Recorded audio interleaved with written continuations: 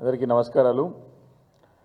మరి నిన్న ముఖ్యమంత్రి గారు అసెంబ్లీ సమావేశాల్లో ఒకటే రోజు సమావేశం అత్యవసర సమావేశం ఏర్పాటు చేసి ఇంత ప్రధానమైనటువంటి అంశాలని మరి ఎక్కువ సమయం తగినంత సమయం ఇవ్వకుండా ఏదో నామమాత్రంగా వారికి బడుగు బలహీన వర్గాల పట్ల దళితుల పట్ల ప్రేమ ఉన్నట్టు మరి నటన చేసి నమ్మించే ప్రయత్నం చేశారు. మరి నిన్న వారి యొక్క స్టేట్మెంట్ కూడా ఫిబ్రవరి 4, 2025 రోజు చరిత్రలో నిలిచిపోయే రోజు. మరి దాన్ని వారు తెలంగాణ సోషల్ జస్టిస్ డేగా పరిగణించాలా ఇప్పటి నుంచి అని చెప్పారు. మేము దానికి తీవ్రంగా వ్యతిరేకిస్తూ ఉన్నాం. నిన్నటి రోజు చీకటి రోజు, బడుగు బలహీన వర్గాల వారిని వంచిన రోజు, నిన్న బడుగు బలహీన వర్గాల ప్రజలని మోసం చేసిన రోజు. మరి నిన్న తెలంగాణ సోషల్ జస్టిస్ డే కాదు, తెలంగాణ సోషల్ ఇంజస్టిస్ డే. అంటే నిన్న అన్యాయం జరిగిన రోజు. నిన్న రేవంత్ రెడ్డి గారి సర్కార్, ముఖ్యంగా కాంగ్రెస్ పార్టీ చరిత్రలో చూసినట్టయితే అటు దేశవ్యాప్తంగా కానివ్వండి, గతంలోని ఉమ్మడి రాష్ట్రంలో కానివ్వండి, మరి కాంగ్రెస్ పార్టీ తీవ్రంగా ఈ యొక్క బలహీన వర్గాల ప్రజలని మోసం చేస్తూ వస్తూనే ఉన్నది. మరి ఇంతకుముందు పెద్దలు మధుసూదనాచారి గారు ఒక మాట చెప్పినారు. 1952లోనే కేల్కర్ కమిషన్ చాలా స్పష్టంగా బీసీలకు కల్పించాల్సినటువంటి రిజర్వేషన్స్తో పాటు వారికి విద్య, ఉద్యోగ, అదేవిధంగా రాజకీయంగా ఏ రకమైనటువంటి అవకాశాలు కల్పించాలా, ఏ రకంగా ఈ వర్గాలన్నీ కూడా వెనుకబడ్డాయో అని చాలా స్పష్టంగా 1952లోనే కేల్కర్ కమిషన్ చాలా స్పష్టమైన రిపోర్ట్ ఇచ్చింది. దాని దాదాపు 4 దశాబ్దాలు దాచిపెట్టి తొక్కిపెట్టి కాంగ్రెస్ పార్టీ దేశవ్యాప్తంగా బలహీన వర్గాల వారిని మోసం చేస్తూ వస్తూ ఉన్నది. తర్వాత ఎంతోమంది మరి బలహీన వర్గాల బీసీలకు చెందినటువంటి నాయకులు అటు న్యాయ పోరాటం చేసి అనేక పోరాటాలు చేసిన తర్వాత మండల్ కమిషన్ ఏర్పాటైన తర్వాత కూడా ఆ మండల్ కమిషన్ కూడా తొక్కిపెట్టే విధంగా మరి ప్రయత్నాలు జరుగుతూనే వచ్చినాయి. చివరిగా మరి మనం చూసినట్టయితే, చరిత్రలో చూసినట్టయితే కాంగ్రెస్ పార్టీ మరి నేత అయినటువంటి స్వర్గీయ రాజీవ్ గాంధీ గారు రికార్డులో, పార్లమెంట్ రికార్డులో బీసీ జనగణనకి, బీసీ సెన్సస్కి, బలహీన వర్గాల వారికి వ్యతిరేకంగా మాట్లాడినటువంటి రికార్డ్స్ ఈరోజు పార్లమెంట్లో ఉన్నాయి. తప్పకుండా రాబోయే రోజుల్లో అవి బయటికి తీసి ప్రజలకు తెలియసి కాంగ్రెస్ పార్టీ ఏ రకంగా మోసం చేస్తూ వస్తుందో బలహీన వర్గాల ప్రజల్ని తప్పకుండా మేము బీఆర్ఎస్ పార్టీ తరఫున తెలియజేస్తాం. నిన్న ముఖ్యమంత్రి గారు రేవంత్ రెడ్డి గారు, అదేవిధంగా ఉత్తమ్ కుమార్ రెడ్డి గారు ప్రగల్భాలు పలుకుతూ ఉన్నారు, పెద్ద పెద్ద మాటలు మాట్లాడుతూ ఉన్నారు. 1931లో జరిగితే సెన్సస్ మళ్ళీ జరగలేదని చెప్తున్నారు. దానికి కారణమే కాంగ్రెస్ పార్టీ. చాలా స్పష్టంగా ఆధారాలతో పాటు ఉన్నాయి.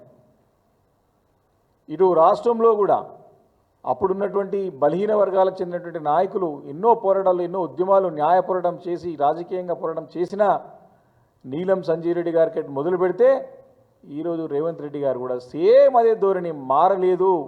ఈ కాంగ్రెస్ పార్టీ యొక్క మైండ్ సెట్ ఇంకా మారలేదు. తప్పకుండా బలహీన వర్గాల ప్రజలు తిరుగుబాటు చేసే రోజులు దగ్గరలో ఉన్నాయి. వీరు నిన్న తీసుకొచ్చినటువంటి స్టేట్మెంట్ని ముందు పెట్టి నోటితో చెప్పి నొసటితో అవమానించే విధంగా నిన్న రేవంత్ రెడ్డి గారి వ్యవహారం కనపడ్డది. వారు ఒక మానసిక ఉన్మాదిగా వివరించినారు. దీంట్లోని అంశాలన్నింటినీ కూడా పరిలోకి తీసుకొని దీంట్లో ఉన్నటువంటి లొసుగులన్నింటినీ కూడా మరి బయట పెట్టేసే ప్రయత్నం బీఆర్ఎస్ పార్టీ చేస్తే గొంతు నొక్కే ప్రయత్నం చేసింది. ఇంత ప్రాధాన్యత కలిగినటువంటి అంశం ఇది. వారు సమయం ఇవ్వకుండా వారికి కావాల్సింది మాట్లాడి చెప్పాల్సింది చెప్పి వెళ్ళిపోయే ప్రయత్నం చేసినారు, వెళ్ళిపోయినారు నిన్న. కాబట్టి దీన్ని బీఆర్ఎస్ పార్టీ చాలా సీరియస్గా పరిగణిస్తూ ఉంది. దీన్ని ఆషామాషి వదిలిపెట్టే ప్రసక్తే లేదు. వారు రేవంత్ రెడ్డి గారు మొదటి నుండి కూడా మోసం చేస్తూనే వస్తూ ఉన్నారు. డే 1 నుంచి కూడా మోసం. రాజకీయ అధికారం రావడానికి ఎన్ని అబద్ధాలు మాట్లాడాలో, ఎన్ని అవకచవకలు పలుకలు అన్ని పలికి అబద్ధాల పునాదులపైన సర్కార్ ఏర్పాటు చేసి గడిచిన 11 నెలల నుంచి కూడా సంవత్సరం కాలం 12 నెలలు 13 నెలల నుంచి కూడా మోసం చేస్తూనే వస్తూ ఉన్నారు. అబద్ధాలు చెప్తూనే ఉన్నారు, పక్కదో పట్టిస్తూనే ఉన్నారు. నిన్న కూడా బలహీన వర్గాలు బీసీలకు సంబంధించినటువంటి ప్రధానమైన సబ్జెక్టులో కూడా టోటల్గా ఆ సర్వే అంతా కూడా ఫాల్స్ సర్వే, అది అంతా కూడా బూటకమైన సర్వే. అది ఆ సర్వేలో వారు చూపెట్టిన 75 ప్రశ్నలకి ఎవ్వరు కూడా సమాధానం చెప్పలేదు. ప్రజలు ఈ సర్వేని సహకరించలేదు, దీన్ని యాక్సెప్ట్ చేయలేరు. వారి యొక్క సర్వే కాపీలు రోడ్లపైన పడే పరిస్థితి చూసినాం మనం. కాబట్టి దీనికి ఈ సర్వేకి ఎలాంటి శాంక్టిటీ లేదు, వారు శాస్త్రీయ పద్ధతులు కూడా చేయలేదు. అంతగా అది కాకుండా ఈ యొక్క బీసీ వర్గాలకి రిజర్వేషన్స్ రాజకీయంగా కల్పించాలన్నా ఖచ్చితంగా సుప్రీంకోర్టు నిబంధనల ప్రకారం ట్రిపుల్ థ్రెస్ట్ పాస్ కావాలా. మొదటిది బీసీ మంత్రిత్వ శాఖ కానీ బీసీ మంత్రిత్వ శాఖ ద్వారా కానివ్వండి సపరేట్గా డెడికేషన్ కమిషన్ వేసి దాంట్లో నోడల్ ఏజెన్సీని అపాయింట్ చేసి వారి పర్యవేక్షణలో చట్ట సవరణ చేసి బీసీ కమిషన్ ద్వారా డెడికేటెడ్ కమిషన్ ఏర్పాటు చేసి సపరేట్గా నోడల్ ఏజెన్సీ ఏర్పాటు చేసి వీరి యొక్క ఆధ్వర్యంలో సపరేట్ నిధులు కేటాయించి వారి ఆధ్వర్యంలో నడవాల్సినటువంటి ఈ యొక్క కులగణన కేవలము మన రేవంత్ రెడ్డి గారు తను ట్యాంపరింగ్ చేయడానికి పెట్టుకో విధంగా ప్లానింగ్ డిపార్ట్మెంట్ చూసుకొని తన ఆజిమాయిస్తూ తన ఆధ్వర్యంలో జరిపి ఈరోజు అన్నీ కూడా ట్యాంపరింగ్ చేసి తప్పుడు తడకలుగా తయారు చేసి దాన్నే పెట్టి అసెంబ్లీలో నిజం చేసే ప్రయత్నం చేస్తూ ఉన్నారు. రిపోర్ట్ పెట్టడానికి అసెంబ్లీ సమావేశం అవసరమా? ఎంత దిగజారి నిస్సిగ్గుగా వాడు స్టేట్మెంట్ చదివిన తర్వాత దీనిపైన చర్చ ఉండదు. స్టేట్మెంట్ పైన ఇక దీన్ని మరి ఏం చేద్దాము అని అడుగుతాడు. నిన్న మీరు చూసినట్టు అందరూ కూడా స్టేట్మెంట్ చదివిన తర్వాత స్టేట్మెంట్ పైన చర్చ ఏముండదు, మరి ఇంకేం చేద్దామంటే అవమానించే విధంగా.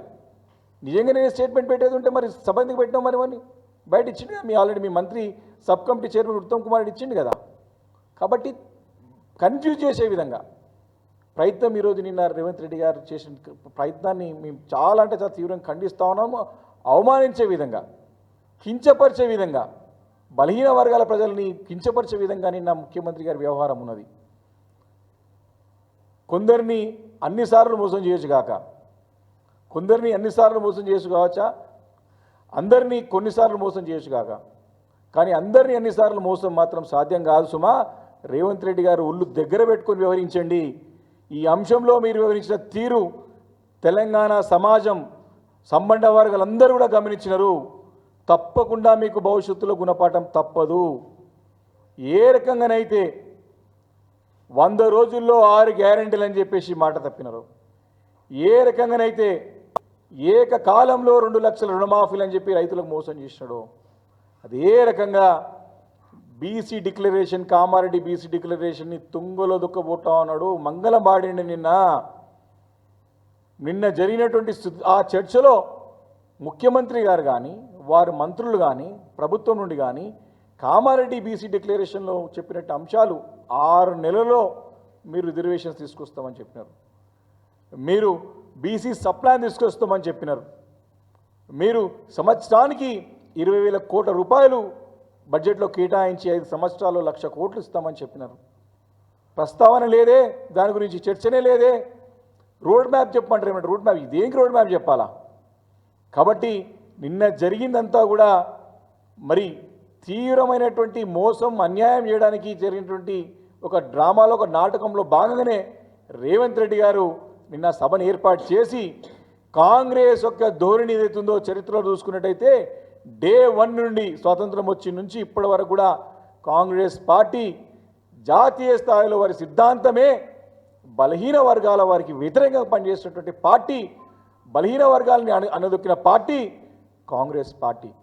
ఈరోజు రాహుల్ గాంధీ గారికి వారికి రాజకీయంగా మనుగడ లేదు. ఏ అంశంలో కూడా వారికి సహకారం అందట్లేదు. కొత్త నినాదం అందుకొని వాళ్ళు రాజకీయం చేసే ప్రయత్నం చేస్తూ ఉన్నారు. అందులో భాగంగా ఈ డ్రామా అంతా కూడా వారు మొన్న పార్లమెంట్లో మాట్లాడడానికే రిపోర్ట్ని 2 రోజులు ముందు పెట్టి హుటాహుటిననే సభ పెట్టి మళ్ళీ ఎల్లుండి పెద్ద ఎత్తున దళిత సంఘాల నుంచి కూడా ఉద్యమాలు సభలున్నాయి కాబట్టి నిన్న పెట్టి మమ అనిపించేసుకుని చేతులు దులుపుకొని వెళ్ళిపోయినారు. కాబట్టి భవిష్యత్తులో రాబోయే రోజుల్లో ఖచ్చితంగా కేసీఆర్ గారి దృష్టికి ఈ సమస్యలను కూడా తీసుకువెళ్ళి వారితో చర్చించి పెద్ద ఎత్తున తెలంగాణ రాష్ట్ర వ్యాప్తంగా ఉన్నటువంటి బలహీన వర్గాల ప్రజలందరూ కూడా ఏకం చేసి ఈ సర్కారుకి బుద్ధి చెప్పే వారు కూడా బీఆర్ఎస్ పార్టీ మరి నిద్రపోదు, పెద్ద ఎత్తున ఉద్యమాలు తప్పవని చెప్పేసి కూడా ఈ సందర్భంగా కాంగ్రెస్ సర్కారుని హెచ్చరిస్తా ఉన్నాను. Thank you.